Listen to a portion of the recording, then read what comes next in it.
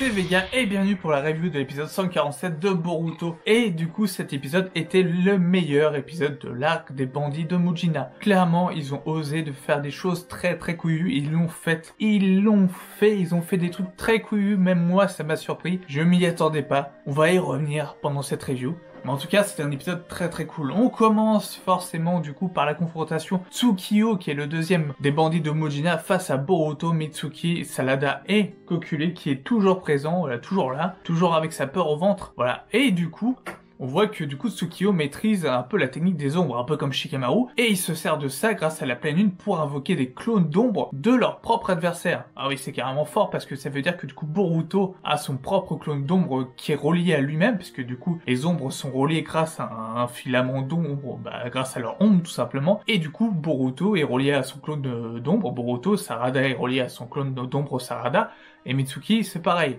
Voilà, sauf que du coup le truc c'est que ils doivent s'attaquer, je veux dire les ombres attaquent, et les ombres attaquent avec les mêmes techniques que du coup ces personnes là. Donc c'est-à-dire Boruto avec le Rasengan, son clone va faire un Rasengan, parce que du coup ils ont la même force, ils ont la même équivalence, etc. parce qu'ils partagent le même chakra, exactement. Du coup ce sera le premier qui s'essoufflera le plus rapidement, qui perdra le combat, et c'est une technique fort sympathique, j'ai bien aimé, même si du coup finalement Tsukio, bon à la fin, c'est pas du spoil, hein, tout le monde le sait, enfin si t'as vu l'épisode tu le sais, il perd contre des Genin, mais bon, maintenant que Boruto, on a vu qu'il avait battu Urashiki, hein, on s'étonne plus de rien. Mais bon, en tout cas, Tsukio, il avait qu'une technique, entre guillemets, assez badass. C'était celle-ci, parce que les autres techniques, c'était un peu plus fourbe, je ne vois pas trop à quoi ça servait. Il aurait pu essayer de les électrocuter, comme il l'a fait avec des gardiens, etc.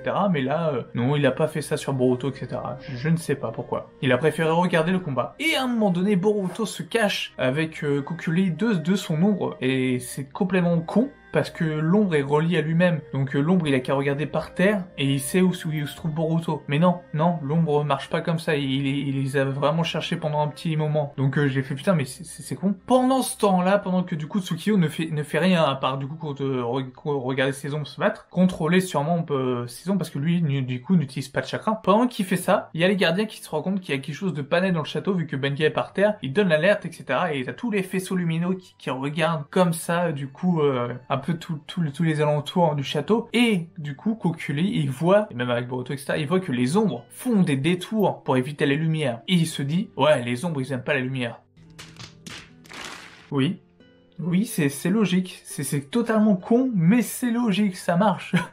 Ça marche. Du coup, ils font un brainstorming avec Boruto, etc. Puisque à la fin, vu qu'ils avaient plus d'énergie, Boruto, Mitsuki et Salada, ils ont dit clairement à Kokuli de fuir, mais Kokuli il a dit non, mais moi je vais m'en débarrasser ces ombres-là. Il prend un de ces machins de lumière et il les fout sur les ombres, et les ombres du coup s'évaporent, s'éliminent, et Kokuri arrive à vaincre les ombres. Et il reste plus que du coup à éliminer Tsukio qui fait une épée, je ne sais pas avec quelle matière, mais il arrive à faire une sorte d'épée. Voilà, ça pourrait être ultra badass, mais l'union fait la force, Mitsuki, Salada et Boruto le one shot, avec une technique en unissant leurs forces, en balançant du coup Boruto, et Boruto l'envoie valser par-dessus du coup la falaise, et c'est là que je me dis merde, putain, le mec c'est censé être un shinobi quand même assez puissant, hein. Mais bon, après voilà, je me réfère encore une fois à Urashiki. Si t'as pu battre Urashiki, pourquoi pas, tu peux battre lui aussi facilement. Donc tout voilà, on pense que c'est la fin, je pensais que c'était la fin, que tout allait se terminer, mais non, retournement de situation, Tsukio avec son petit fouet arrive à prendre son fouet laser,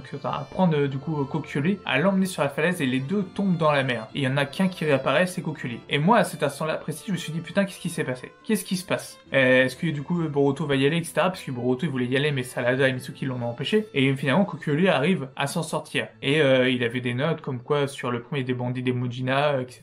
Des astuces, des tips, on pourrait dire ça comme ça, sur le premier des bandits des Mujina. Et du coup Sai et les autres personnes de Konoha arrivent. Donc de toute manière, s'ils avaient perdu le combat, il y aura Konoha qui aura arrivé au bon moment pour finalement leur apprendre que Kokuri aurait pu se barrer par la grande porte depuis le début presque. En fait, la mission d'escorte servait un peu à rien. Mais bref. En tout cas, c'est là que je me suis dit, bon finalement c'est dommage, le méchant a été expédié assez rapidement, et que finalement, Kokuri, il s'en sort. Et en fait non, c'est très très fourbe.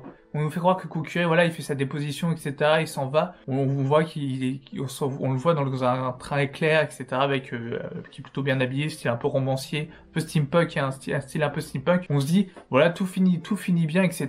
Et là, non, t'apprends que Boruto a échoué sa mission. Boruto a fail sa mission. La mission d'escorter, de protéger la sécurité de Kokiri a été un échec puisque Kokiri est mort. Et ça, je ne l'ai pas vu venir du tout. Et ils ont osé, c'était énorme d'oser ça, d'oser de tuer Kokiri. C'est-à-dire que pendant qu'ils étaient en train de se noyer, et l'autre il a changé de corps, et du coup, Kokiri est mort. Kokiri est mort et à la fin du coup tu vois que du coup c'était le premier bandit de Mujina qui était là et qui est présent et qui attend bien sagement puisqu'il sera présent dans l'arc Tento. Du coup, dans le prochain arc qui durera 4 épisodes seulement. Mais voilà, c'est-à-dire que Kokiri est mort depuis le début. J'ai fait, mais mon dieu, mais c'est génial, je m'y attendais pas. Tu vois, je m'attendais vraiment à l'happy ending, etc. Mais non, c'est-à-dire que Boruto a échoué. Boruto, Sada, etc. ont échoué à la sécurité de Kokiri. Et eux, ils vont croire jusqu'au bout, à moins que ça soit révélé pendant l'arc Tento, mais ils vont croire jusqu'au bout que du coup ils ont sauvé Kokiri et qu'ils les reverront un jour. Mais pas du tout. Et j'ai trouvé ça énorme, j'ai trouvé ça vraiment très très couillu de la part des studios Pierrot. Et oui, je dis oui à plus de trucs comme ça. Et voilà, en plus c'était ma 100e vidéo sur le Naruto Boruto et on fait un plaisir comme ça. C'était un truc que je n'ai pas vu venir parce que d'habitude c'est assez